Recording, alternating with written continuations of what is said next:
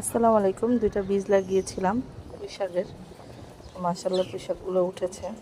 দেখি এদেরকে ডালপালা ছাঁটাই করে দিতে হবে, আর আপনার বাউনি দিয়ে দিতে হবে। এই চালের মধ্যে উঠাবো, আমার মুরগির ঘরের চালে। তো আস্তে আস্তে সব সবজি চাষ করার চেষ্টা করব, কারণ যে অবস্থা, মানে নিজে চাষ করে সবজি খেলে ভালো হবে। বাজারে তো এখন অনেক তরকারির দাম। যেটাই হোক, সপ্তাহ চাষ করে খাওয়া সম্ভব না। যতটুকু নিজের বাগানের ফ্রেশ সবজিটা খাওয়া যায়, যেমন আলু পাতা, পুঁই শাক, তারপর কলমি শাক, এগুলা লাগানো আসলে অনেক ইজি, লাগালেই হয়, অত বেশি যত্ন লাগে না। আর সবচেয়ে বেশি ইজি হচ্ছে আপনার কলমি শাক আর আলুর শাক, লাগালেই হয়ে যায়। পুঁই শাকে একটু সার টার দেওয়া লাগে, প্রাকৃতিক সার দিই বেশিরভাগ আমি। ওই যে আমার মুরগির যে এটা হয়, ওটাকে সার বানিয়ে তারপরে দিই। আর